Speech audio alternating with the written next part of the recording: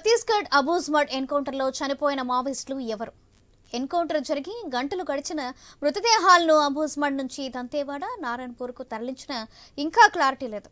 అగ్రనేతలే ఈ ఎన్కౌంటర్లో చనిపోయినట్లు ప్రచారం జరుగుతుంది. నంపల్ల కేశవరావు, తక్కెలపల్లి వాసుదేవరావు తదితర అగ్రనేతలు ఉన్నట్లుగా పౌర హక్కుల సంఘం నేతలు అనుమానిస్తున్నారు. 31 మంది మావోయిస్టులు మృతదేహాలను స్వాధీనం చేసుకున్న పోలీసులు వాటిలో 28 డెడ్ బాడీలను దంతేవాడకు, 9 నారాయణపూర్కు అందించారు. మృతుల్లో తెలంగాణ, ఏపీకి చెందిన మావోయిస్టులు ఉన్నట్లుగా తెలుస్తుంది. మోస్ట్ వాంటెడ్ మావోయిస్టు నేతలే చనిపోయినట్లుగా సందేహిస్తున్నారు. అయితే వారెవరు అన్నది ఉత్కంఠగా మారుతుంది. పెద్ద సంఖ్యలో పేలుడు పదార్థాలను, ఆయుధాలను కూడా బలగాలు సీజ్ చేశాయి. ఈ ఎన్కౌంటర్లో కొందరు కీలక నేతలకు సైతం బుల్లెట్ గాయాలైనట్లు తెలుస్తుంది. అలా గాయపడిన మావోయిస్టులు ఎక్కడికి వెళ్లారు, ఎటు వెళ్లారు, ఘటనా స్థలం నుంచి ఎంత దూరం వెళ్లారు, వారేమయ్యారు, సజీవంగా పోలీసులకు ఎవరైనా చిక్కారా ఏంటా అనేది సస్పెన్స్గా మారింది. పోలీస్ ఉన్నతాధికారులు మాత్రం అబూజ్మడ్ ప్రాంతంలోని కుంబింగ్ కొనసాగిస్తున్నట్లు చెబుతున్నారు. ఎన్కౌంటర్ సమయంలో ఘటనా స్థలంలో మావోయిస్టులు దాదాపు 40 నుంచి 50 మంది ఉన్నట్లు వార్తలు వస్తున్నాయి. అయితే 31 డెడ్ బాడీలు రికవరీ చేసుకున్నారు. ఒకవేళ 40 నుంచి 50 మంది ఉన్నట్లయితే మిగతా వారు ఏమయ్యారు, గాయపడ్డారా, పారిపోయారా? ప్రస్తుతం ఈ ప్రశ్నలే చర్చల్లో ఉన్నాయి.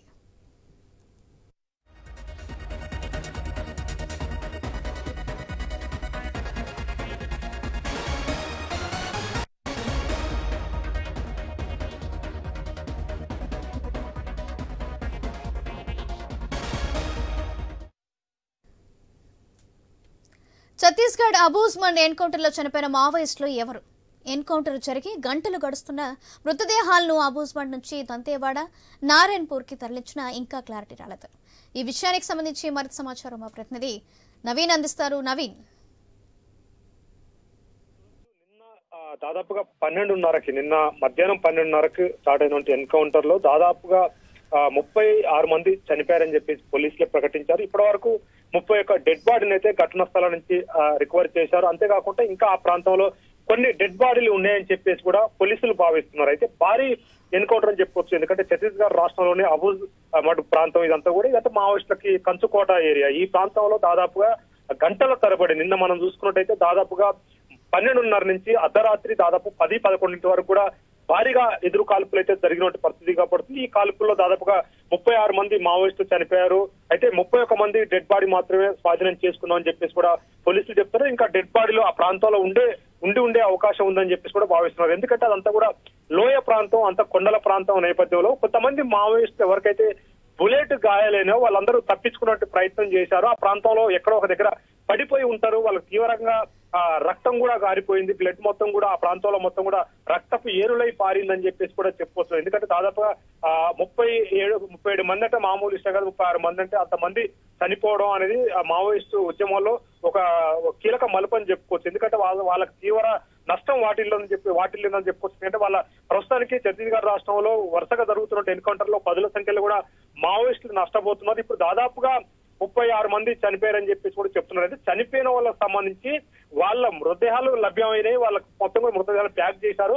ఆ ప్రాంతం నుంచి ఎక్కడైతే ఎన్కౌంటర్ జరిగిన అబూజ్మడ్ ప్రాంతం నుంచి మృతదేహాలను అయితే బయటికి తీసుకొచ్చే ప్రయత్నం చేస్తున్నారు. మనం చూస్తూ విజువల్లో స్పష్టంగా అక్కడ ఉన్నటువంటి జవాన్లు ఎవరైతే ఎన్కౌంటర్ లో పాల్గొన్నారో అదే జవాన్లు అక్కడ అడవిలో దొరికే కర్రలకి ఒక్కొక్క మనిషిని డెడ్ బాడీని మొత్తం కూడా కట్టి ఇద్దరు లెక్క మోసుకొస్తున్న పరిస్థితి కూడా అక్కడ కనపడుతుంది. ఆ డెడ్ బాడీలు మొత్తం కూడా లోయ నుంచి బయటికి తీసుకొచ్చి ఒక ట్రాక్టర్ ద్వారా ఈ ఏదైతే ఉందో 36 సంబంధించిన డెడ్ బాడీలను కూడా బయటికి తీసుకొచ్చే ప్రయత్నం అయితే చేస్తున్న పరిస్థితి మనం చూడవచ్చు. ఇప్పటి వరకు కూడా ఈ డెడ్ బాడీలు అయితే జిల్లా హెడ్ క్వార్టర్ ఎక్కడికి కూడా రాలేదు. ఎందుకంటే పూర్తి స్థాయిలో మనం చూసుకున్నట్టయితే దాదాపుగా కొన్ని డెడ్ బాడీలు మనం ఏదైతే ఉందో 28 మృతదేహాలను దంతేవాడకు తరలిస్తాం, అదేవిధంగా 9 మృతదేహాలను మాత్రం నారాయణపూర్కి తరలిస్తామని చెప్పేసి అంటున్నారు. అంటే ఈ 2 జిల్లా హెడ్ క్వార్టర్లకు తరలిస్తాం అంటున్నారు. అయితే వాస్తవానికి ఎన్కౌంటర్ జరిగినప్పుడు ఖచ్చితంగా ఒకే ప్రాంతానికి ఎక్కడైతే దంతేవాడ సంబంధించినటువంటి ప్రాంతం ఉందో ఆ ప్రాంతానికి ఎక్కువ మృతదేహాలు వస్తున్నాయి కాబట్టి మిగతా మొత్తం కూడా అక్కడికి రావాలి. అక్కడికి రాకుండా మరికొన్ని మృతదేహాలు ఏదైతే 9ని నారాయణపూర్ తరలిస్తామంటున్నారు ఆ 9 మృతదేహాలలో కీలక నేతలు ఎవరన్నా ఉన్నారా మావోయిస్టులకు సంబంధించినట్టు? ఎందుకంటే ఇప్పటికి 36 మంది చనిపోయినప్పుడు కూడా వాళ్ళ పేర్లను ఎవరు కూడా పోలీసులు ప్రకటించలేదు. ప్రకటించకపోవడం కాకుండా పూర్తి స్థాయిలో కూడా మేము ప్రెస్ మీట్ పెడతాం, వెల్లడిస్తాం అని చెప్పేసి కూడా మీడియాకి చెప్తున్నారు. కానీ ఎట్టి పరిస్థితుల్లో లొకేషన్ పోనీయట్లేదు. చనిపోయినటువంటి మావోయిస్టులు ఎవరైతే ఉన్నారో వాళ్ళకి సంబంధించినటువంటి మృతదేహాలకు సంబంధించి వాళ్ళ పేర్లు కూడా చెప్పని పరిస్థితి కనపడుతుంది. అయితే ఘటనలో మాత్రం 31 మృతదేహాన్ని స్వాధీనం చేసుకుని ఇంకా కొంతమంది డెడ్ బాడీలు ఉన్నాయి, ఆ ప్రాంతాలు దొరికేవంటి అవకాశం ఉందని చెప్పేసి కూడా చెప్తున్నారు. కానీ ఈ నేపథ్యంలో ఎన్కౌంటర్ జరిగిన నేపథ్యంలోనే పౌర హక్కుల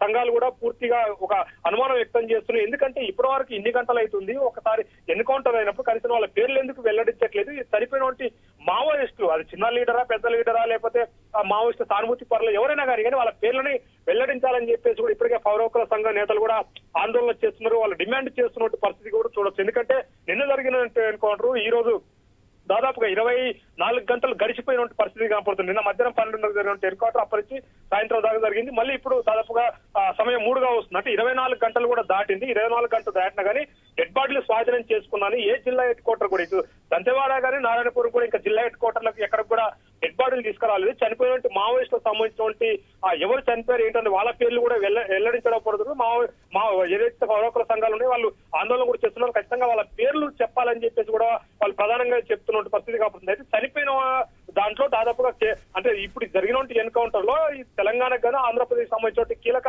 నేతలు ఆ ప్రాంతంలో చనిపోయారని చెప్పేసి కూడా భావిస్తున్నారు. అంటే పోలీసులు కొన్ని లీకులు ఇస్తున్నారు, మళ్ళీ ఇమీడియట్ గా మృతదేహాలు గుర్తించాలని చెప్తున్నారు. దాదాపుగా మనం చూసుకున్నట్లయితే అక్కడ కేంద్ర కమిటీకి సంబంధించినటువంటి ఒక సమావేశం జరిగినట్టు మాట వాస్తవం అని చెప్పి చెప్తున్నారు. ఆ ప్రాంతంలో అబూజ్పాట్ ప్రాంతంలో కేంద్ర కమిటీకి సంబంధించినటువంటి నేతలు ఆ ప్రాంతంలో ఉన్నారని చెప్పేసి కూడా పక్కా సమాచారం అయితే పోలీసులకు ఉన్నటువంటి పరిస్థితి మనం చూడొచ్చు. అయితే చనిపోయిన వాళ్ళ పేర్లు మాత్రం ఇంకా వెల్లడించకపోవడం, ఎందుకంటే దాదాపుగా మనం చూసుకున్నట్టయితే ఆ ప్రాంతంలో కేంద్ర కమిటీ సభ్యుడు ఏదైతే వాసుదేవరావు ఉన్నాడో అదేవిధంగా కేంద్ర కమిటీ కార్యదర్శి కూడా అక్కడ ఉన్నటువంటి పరిస్థితి కాపాడుతుంది. ఎందుకంటే కేశవరావు కేంద్ర కమిటీ కార్యదర్శి ఉన్నాడు, అదేవిధంగా వాసుదేవరావు కేంద్ర కమిటీ సభ్యుడిగా ఉన్నాడు. అయితే వీళ్ళిద్దరు కూడా చనిపోయారని చెప్పేసి కూడా భావిస్తున్నారు. ఒక పక్క మనం చూసుకుంటే వాసుదేవరావు చనిపోయాడని చెప్పేసి కూడా వాళ్ళ స్వగ్రామంలో వరంగల్ జిల్లాలో ఆ కుటుంబ సభ్యులు కూడా రోదనలు చేస్తున్నట్టు పరిస్థితి కనపడుతుంది. కానీ ఇప్పటి వరకు ఒక క్లారిటీ లేదు. చనిపోయింది ఎవరు, వాసుదేవరావు చనిపోయాడా లేదంటే కేశవరావు చనిపోయాడా? కేశవరావు కీలకమైనటువంటి నేత, మావోయిస్టు సంబంధించినటువంటి కీలక పాత్ర పోషించుడు, ఆయన కేంద్ర కమిటీ కార్యదర్శిగా ఉన్నాడు. అదేవిధంగా వాసుదేవరావు కూడా కీలకమైనటువంటి నేత. ఎందుకంటే గతంలో చంద్రబాబుపై దాడి చేసినటువంటి అలిపిరి దగ్గర దాడి చేసినటువంటి నేత, ఆయన ఇప్పుడు ఆ కేంద్ర కమిటీలో కీలక నాయకుడిగా వ్యవహరిస్తున్నట్టు పరిస్థితి కనపడుతుంది. కానీ ఈ ఇద్దరు ఉన్నారా, ఉంటే పేర్లు చెప్పండి అని చెప్పేసి కూడా ఇప్పటికే పౌర హక్కుల నాయకులు అయితే డిమాండ్ చేస్తున్న పరిస్థితి కనపడుతుంది. ఏమైనా పోలీసులు మాత్రం ప్రెస్ మీట్ పెట్టినాక దంతెవాడలో ప్రెస్ మీట్ పెడతామని చెప్పేసి కూడా ఇప్పటికే ఐజీ చెప్తున్న పరిస్థితి మనకు కనపడుతుంది. ఇప్పటికే బస్తర్కి సంబంధించిన బస్తర్ రేంజ్ ఐజీ వీళ్ళందరూ కూడా జిల్లాలకు సంబంధించిన నారాయణపూర్, దంతెవాడ ఈ సంబంధించిన జిల్లాల ఎస్పీలు కూడా ఈ కొద్దిసేపటికి దంతెవాడ చేరుకున్న పరిస్థితి కనపడుతుంది. వీళ్ళందరూ చేరుకున్న తర్వాత ఒక ప్రెస్ మీట్ కూడా వెల్లడిస్తూ డెడ్ బాడీలు వస్తున్నాయని చెప్తున్నారు. అయితే డెడ్ బాడీలతో పాటు భారీగా కూడా ఆయుధాలు స్వాధీనం చేసుకున్నారు. ఎందుకంటే దాదాపుగా 36 మంది చనిపోయినటువంటి ప్రాంతం, అక్కడ వందలాది మంది కూడా మావోయిస్టులు ఉన్నారని చెప్పేసి కూడా పక్కా సమాచారం. అయితే మావోయిస్టులు కొంతమందికి బుల్లెట్ గాయాలైనాయి కాబట్టి ఆ గాయాలైనటువంటి మావోయిస్టు అదే ప్రాంతంలో ఉంటారని చెప్పేసి కూడా పూర్తి స్థాయిలో కూడా నిన్న ఏదైతే ఎన్కౌంటర్ జరిగిందో నిన్న నుంచి ఇప్పటి వరకు కూడా కొన్ని గ్రామాలు ఆ చుట్టూ ఉన్నటువంటి అబూజ్పట్ ప్రాంతంలో ఉన్నటువంటి ఎన్కౌంటర్ జరిగినటువంటి లొకేషన్ కి దగ్గరలో ఉంటే ప్రతి గ్రామంలో కూడా ఇప్పటికే కేంద్ర బలగాలు అయితే అక్కడ మకాం వేసినటువంటి పరిస్థితి కాపాడుతుంది. ఎందుకంటే గాయాలైనటువంటి వ్యక్తులు ఖచ్చితంగా బయటికి రావాలి, ఏదో గ్రామానికి రావాలి, వాళ్ళు ట్రీట్మెంట్ పొందాలి, లేదంటే ఆ అడవి ప్రాంతంలో ఎక్కడో ఒకటి ఉండి చనిపోయే అవకాశం ఉంటుందని చెప్పేసి కూడా భావిస్తున్నారు. ఈ పెద్దల డ్రోన్లతోటి హెలికాప్టర్లతోటి అయితే సెర్చింగ్ చేస్తున్నారు. భారీగా కూమింగ్ కూడా ఆ ప్రాంతంలో ఇంకా కొనసాగుతున్న పరిస్థితి కాబట్టి మనం చూసుకున్నట్టయితే నిన్న నుంచి ఈ రోజు వరకు ఇప్పుడు కూడా ప్రజెంట్ ఇంకా ఆ ప్రాంతంలో భారీ ఎత్తున కేంద్ర బలగాలు ఆ ప్రాంతం మొత్తం కూడా మోహరించినాయి. భారీగా కూమింగ్ కూడా నిర్వహిస్తున్న పరిస్థితి కనపడుతుంది. అయితే పూర్తిగా కూడా చనిపోయినటువంటి మావోయిస్టులని మొదటిగా గుర్తించాలి, వాళ్ళ చనిపోయినటువంటి వాళ్ళ పేర్లను కూడా చెప్పాలని చెప్పేసి కూడా ప్రధాన డిమాండ్ అయితే వస్తున్నట్టు పరిస్థితి కనపడుతుంది. అయితే డెడ్ బాడీలకు సంబంధించి అయితే పక్కగా 31 మాత్రం స్వాధీనం చేసుకున్నారు. ఇంకో కొంతమంది డెడ్ బాడీలు ఉన్నాయి అంటున్నారు. అయితే ఈ డెడ్ బాడీని ఒకే ప్రాంతానికి తీసుకురాకుండా కొన్ని డెడ్ బాడీలు ఒక ప్రాంతానికి, కొన్ని డెడ్ బాడీలు ఒక ప్రాంతానికి తేవడం ఏందని చెప్పేసి కూడా ఒక అనుమానం అయితే వ్యక్తం చేస్తున్నారు. ఎందుకంటే ఎక్కువ శాతంలో చనిపోయినటువంటి ఎక్కువ మృతదేహాలను మొత్తం కూడా దంతెవాడకు తరలిస్తున్నారు. అదేవిధంగా నారాయణపూర్ కు సంబంధించి ఒక 7 లేదా 8 మృతదేహాలు అక్కడికి తరలిస్తామని చెప్తున్నారు. అంటే అక్కడ ఎందుకు తరలించాల్సి వస్తుంది? అక్కడ ఏదైనా నేతలు ఉన్నారా? ఆ చనిపోయిన ఉంటే ఆ 7, 8 మంది మృతదేహాలు అక్కడ తరలిస్తామని చెప్తున్నారు. కాబట్టి దాంట్లో ఎవరైనా కీలకమైనటువంటి మావోయిస్ట్ నేతలు ఉన్నారా అనే దాని మీద ఒక ఆరా అయితే తీస్తున్న పరిస్థితి మనం చూడొచ్చు. ఎందుకంటే పోలీసులు ఏది కూడా చాలా గోప్యంగా వస్తున్నారు, చాలా సీక్రెట్ గా పెడుతున్నారు ఈ ఎన్కౌంటర్. ఎందుకంటే మొదటి నుంచి కూడా మనం చూడొచ్చు, నిన్న జరుగుతున్న ఎన్కౌంటర్ నేపథ్యంలో, ఈ ప్రాంతంలో జరుగుతున్న ఎన్కౌంటర్ నేపథ్యంలో కీలక నేతలు ఏమైనా చనిపోయి ఉంటారని చెప్పేసి కూడా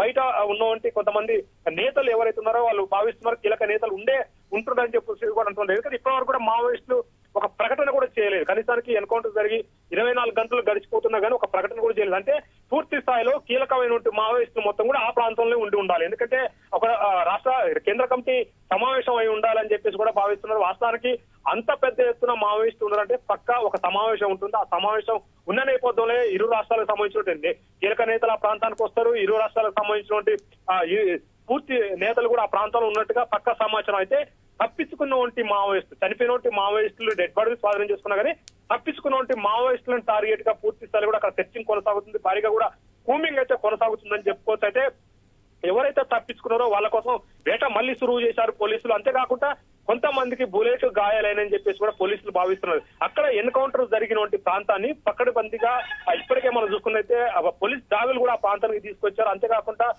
అక్కడ గాయాలైనటువంటి ప్రాంతం మనం చూసుకుంటే మొత్తం రక్త మడుగులు ఉన్నాయి. ఆ ప్రాంతంలో ఎవరైతే పారిపోవాలని ట్రై చేశారో ఖచ్చితంగా వాళ్ళకి ఇంజురీ అయ్యి, అంటే బుల్లెట్ గినక తగిలి ఉంటే ఆ బ్లడ్ ఎట్టి పరిస్థితులు ఆపలేం కాబట్టి ఆ బ్లడ్ దార లెక్క పడతా ఉంటుంది, లేదా చుక్కల లెక్క పడే అవకాశం ఉంటుంది. అడవిలో ఎవరు కూడా అక్కడ ఎవరు తిరగరు, ఏం చేయరు. అంతా అనికి ఏది ఉండదు కాబట్టి, వర్షం కూడా లేదు కాబట్టి పూర్తి స్థాయిలో ఆనవాళ్ళు ఉంటాయని చెప్పేసి కూడా పూర్తిగా ఆ బ్లడ్ ను ఆధారం చేసుకుని దారాలు ఎక్కడైతే బ్లడ్ దారాలు పడ్డాయో ఆ బ్లడ్ దారాలు ఆధారం చేసుకుని పూర్తి స్థాయిలో కూడా సెర్చింగ్ కూడా కొనసాగుతుంది. ఎందుకంటే వాళ్ళు చెప్పేది ఒకటే, ఇంకా మావోయిస్టు డెడ్ బాడీలు ఉన్నాయి, ఇంకా ఆ ప్రాంతంలో ఉన్నాయి, అవి ఎతుకుతున్నామని చెప్తున్నారు. ఇప్పటికి 31 స్వాధీనం చేసుకున్న దాదాపుగా 40 మంది దాకా చనిపోయి ఉంటారు, 37 మంది దాకా చనిపోయి ఉంటారు అని వాళ్ళే పోలీసులే భావిస్తున్నారు. కాబట్టి 31 డెడ్ బాడీ దొరికినా కూడా మిగతా సంబంధించిన డెడ్ బాడీలకు సంబంధించి పూర్తి స్థాయిలో కూడా ఆ ప్రాంతంలో ఉన్నాయని చెప్పేసి కూడా సెర్చింగ్ చేస్తున్న పరిస్థితి కనపడుతుంది. ఏమన్నప్పుడు కూడా చనిపోయినటువంటి మావోయిస్టుల ఆచూకీకి సంబంధించి ఏదైతే ఉందో వాళ్ళ పేర్లు మాత్రం వెల్లడించాలని చెప్పేసి ఇప్పటికే పౌర హక్కుల సంఘ నేతలు కూడా డిమాండ్ చేస్తున్న పరిస్థితి కనపడుతుంది. అంతేకాకుండా ఆ ప్రాంతంలో ఏదైతే ఉందో ఆ పోలీసులకు సంబంధించినటువంటి పూర్తి స్థాయి కూడా దంతెవాడ, నారాయణపూర్, బీజాపూర్ ఈ ప్రాంతం మొత్తం కూడా హై అలర్ట్ అయితే చేసినటువంటి పరిస్థితి కనపడుతుంది. అయితే మావోయిస్టులకు సంబంధించినటువంటి మరికొద్ది సేపట్లోనే దంతెవాడ జిల్లా హెడ్ క్వార్టర్ అయితే కొన్ని డెడ్ బాడీలు వస్తాయని చెప్పేసి కూడా పోలీసులు చెప్తున్నారు. ఇప్పటికే అక్కడ ప్రెస్ మీట్ ఏర్పాటు చేయాలని కూడా ప్రెస్ మీట్ లోనే మేము వెల్లడిస్తామని చెప్పేసి కూడా పోలీసులు అయితే మీడియాకి చెప్తున్న పరిస్థితి కనపడతా ఉంది. Right, thank you Naveen.